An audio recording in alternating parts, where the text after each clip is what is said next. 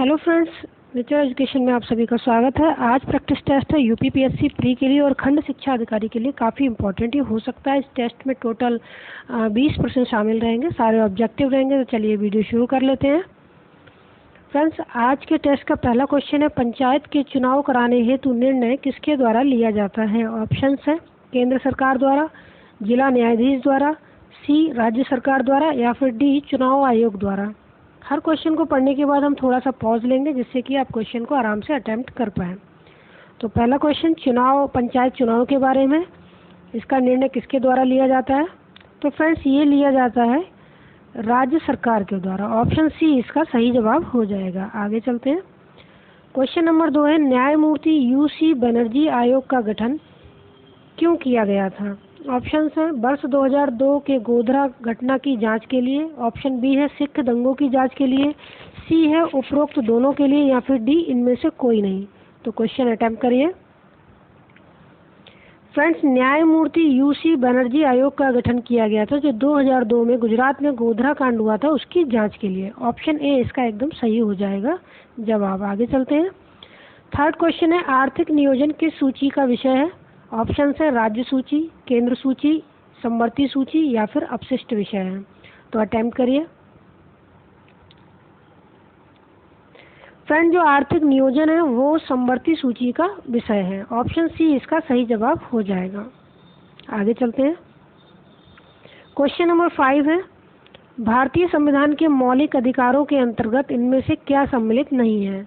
Options पढ़ लेते हैं। ऑप्शन ए है भाषण की स्वतंत्रता का अधिकार, बी है विधि के समक्ष समता का अधिकार, सी संवैधानिक उपचारों का अधिकार या फिर डी समान कार्य के लिए समान वेतन का अधिकार।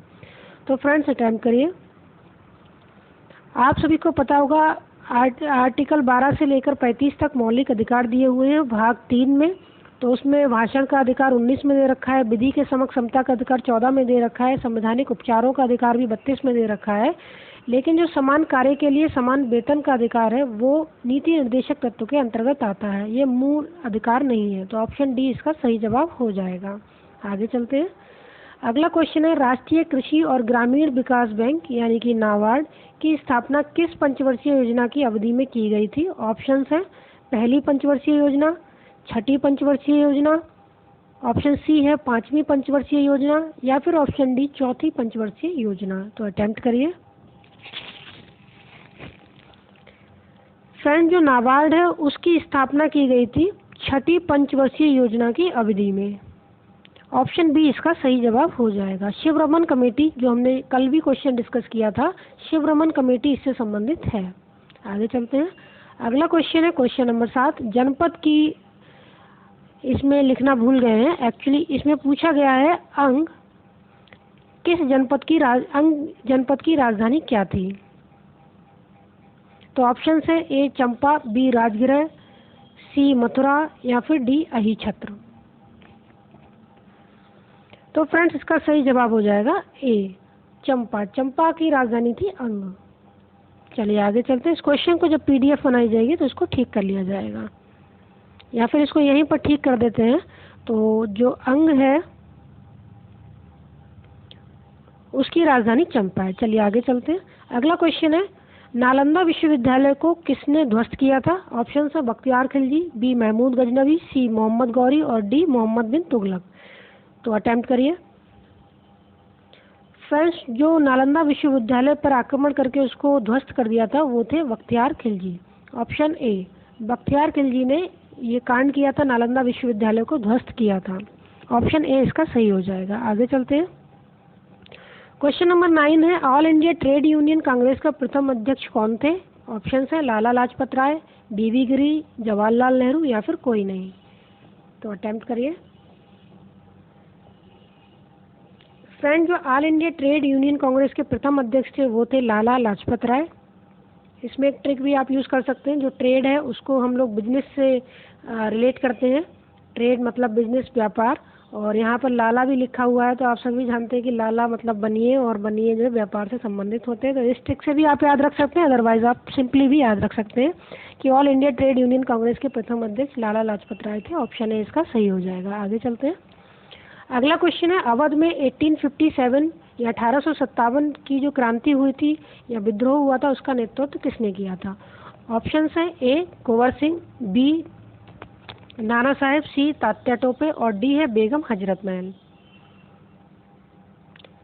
तो फ्रेंड्स इसका सही जवाब हो जाएगा कुंवर सिंह। ऑप्शन ए कुंवर सिंह ने जो अवध में नेतृत्व किया था 1857 की क्रांति का। चलिए आगे चलते हैं। अगला क्वेश्चन है क्वेश्चन नंबर 11। पहली बार अंग्रेजों ने किस एक्ट के द्वारा शिक्षा के लिए अनुदान दिया था? ऑप्शन है चार्टर एक्ट 1813, ऑप्शन बी है चार्टर एक्ट 1833 या फिर ऑप्शन सी चार्टर एक्ट 1853 या फिर ऑप्शन डी इनमें से कोई नहीं। तो अटेम्प्ट करिए। फ्रेंड जो पहली बार अनुदान दिया था शिक्षा के लिए चार्टर एक्ट 1813 में 1 लाख रुपए का अनुदान दिया गया था। इसी चार्टर एक्ट के तहत जो ब्रिटिश पादरी थे वो इंडिया में आके अपने धर्म का प्रचार प्रसार कर सकते थे, वो भी 1813 से संबंधित है। तो फिलहाल इस क्वेश्चन का सही जवाब हो जाएगा जो पहली बार शिक्षा के लिए 1 लाख रुपए का अनुदान दिया गया था वो चार्टर एक्ट 1813 के अंतर्गत दिया गया था। आगे चलते हैं। अगला क्वेश्चन है अमेजन नदी किस महासागर में गिरती है? ऑप्शन है हिंद महासागर, अटलांटिक महासागर, प्रशांत महासागर या फिर डी इनमें से कोई नहीं। अमेजन नदी आप सभी को पता होगा ब्राज़ील से संबंधित है, दक्षिणी अमेरिका से, और फ्रेंड्स ये गिरती है ऑप्शन बी अटलांटिक महासागर में। अगर यहीं पे बात की जाए नील नदी की तो वो गिरती है भूमध्य सागर में। तो फिलहाल यहाँ पे ऑप्शन बी इसका सही जवाब हो जाएगा, अमेजन नदी अटलांटिक महासागर में गिरती है। अगला क्वेश्चन है लखनऊ किस नदी के किनारे है? तो ये बहुत सारे स्टूडेंट्स को पता भी होगा। ऑप्शन है गोमती नदी, गंगा नदी, रामगंगा नदी या फिर यमुना नदी।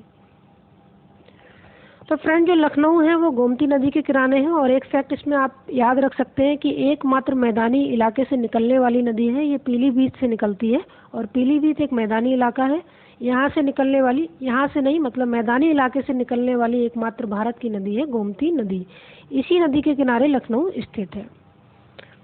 तो गोमती नदी इसका सही जवाब हो जाएगा ऑप्शन ए। आगे चलते हैं। अगला क्वेश्चन है 9 डिग्री चैनल निम्नलिखित में से किसे अलग करता है? ऑप्शन है उत्तरी अंडमान और दक्षिणी अंडमान को, या फिर बी लिटिल अंडमान और मिनिकॉय को, ऑप्शन सी लिटिल अंडमान और कार निकोबार को या फिर डी इनमें से कोई नहीं। तो अटेम्प्ट करिए फ्रेंड। फ्रेंड जो 9 डिग्री चैनल है वो अलग करता है लिटिल अंडमान और मिनिकॉय को। ऑप्शन बी इसका सही जवाब हो जाएगा। आगे चलते हैं। अगला क्वेश्चन है गोंडवाना क्रम की चट्टानें पाई जाती हैं। ऑप्शन है नर्मदा घाटी में, दामोदर घाटी में, सोन घाटी में या फिर संपूर्ण दक्षिण भारत में। तो अटेम्प्ट करिए। फ्रेंड जो गोंडवाना क्रम की चट्टानें हैं वो मुख्यतः पाई जाती हैं दामोदर घाटी में। ऑप्शन बी इसका सही जवाब हो जाएगा। आगे चलते हैं। अगला क्वेश्चन है 15th क्वेश्चन। शुष्क भूमि के लिए सर्वाधिक उचित फसल कौन सी है? ऑप्शन है गन्ना, जूट, धान या फिर मूंगफली।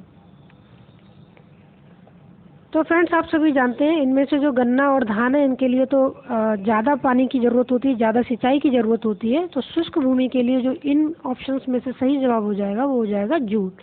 जूट जो है ऐसी फसल है जो शुष्क भूमि में आराम से हो जाती है। ऑप्शन बी इसका सही जवाब हो जाएगा। आगे चलते हैं।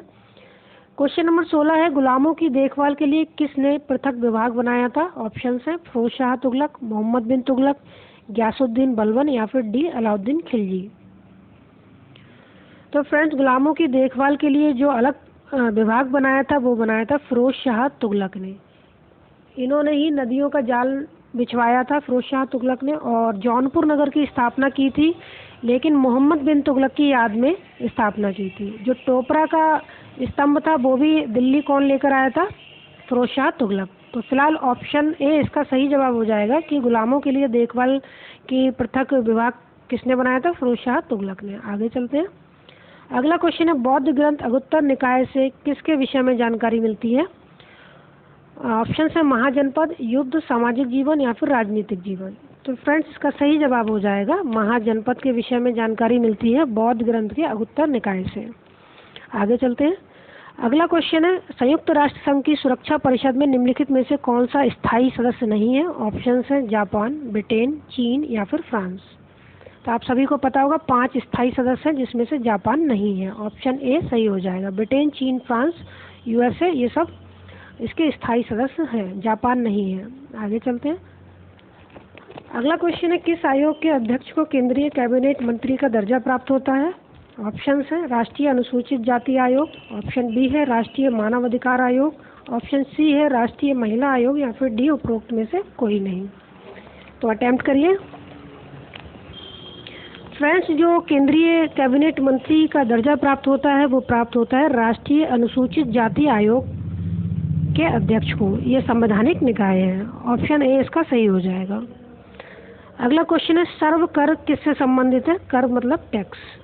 तो जो टैक्स लगाया जाता था सर्व, वो किससे संबंधित है? ऑप्शन से सिंचाई से, युद्ध से, धर्म से या फिर चुंगी से। तो फ्रेंड्स, इसका सही जवाब हो जाएगा जो सर्व कर है वो सिंचाई से संबंधित था। ऑप्शन ए इसका सही जवाब हो जाएगा। आगे चलते हैं। तो फ्रेंड्स, ये तो थे 20 प्रैक्टिस सेट के तौर पर क्वेश्चन। अगर आपको ये क्वेश्चंस अच्छे लगे हो, प्रैक्टिस सेट सीरीज अच्छी लग रही हो, तो आप वीडियो को लाइक कर सकते हैं, चैनल को सब्सक्राइब कर सकते हैं और बेल आइकन बटन को जरूर प्रेस करिए, जिससे कि कोई भी वीडियो अगर आती है तो आपको उसका नोटिफिकेशन आराम से मिल जाए। अगर कोई सजेशन होते हैं तो आप उसको कमेंट बॉक्स में लिख सकते हैं। Thank you for watching.